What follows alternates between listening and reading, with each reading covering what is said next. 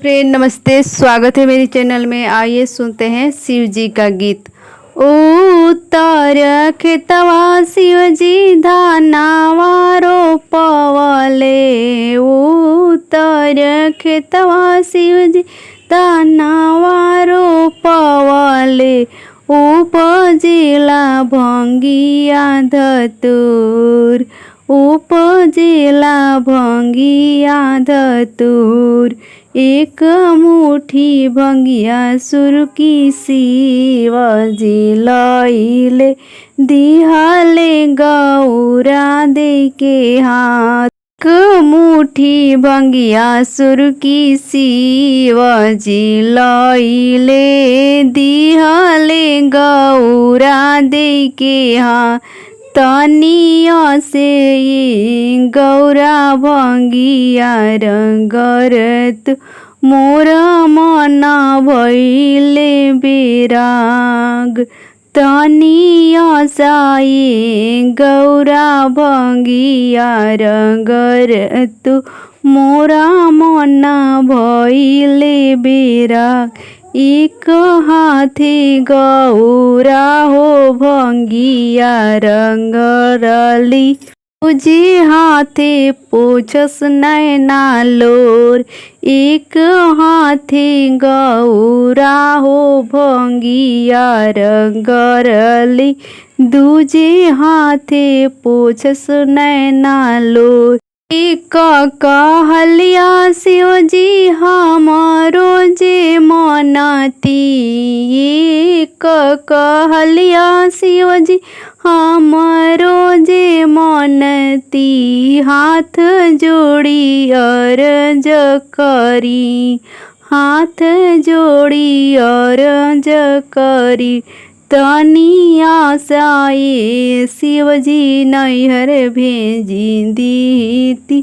आमा मोरे रहेली उदास। तनिया सा ये शिवजी नैहर चली जाईती। आमा के आवेला याद। लाली लाली डोलिया सबूज रंग ओहारवा। लागी गोइले बतीस कहार। लाली लाली डोलिया सबूज रंग ओहारवा। लागी गोइले बतीस कहार। रुक रुक डोलिया हो रुक रुक कहारवा। गौरा के छूटल बा सामान। रुक रुक डोलिया हो रुक रुक कहारवा। गौरा के छूटल बा सामान। ससुरा के दुख गौरा नैहर जानी कहिया।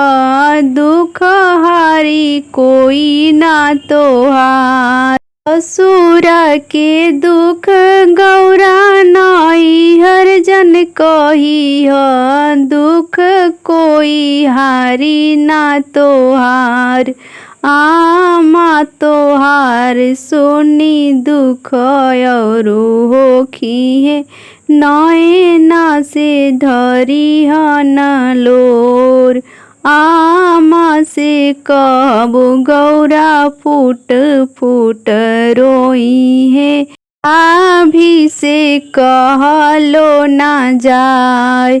भाभी से कहलो ना जाए। भाभी से कहबू गौरा हंसी में उड़ाई है। भाभी से कहबू गौरा हंसी में उड़ाई है। ससुरा के दुख गौरा नैहर मती कहिया। इज्जत रखी हमार। ससुरा के दुख गौरा नैहर मत कहिया। इज्जत रखी हमार।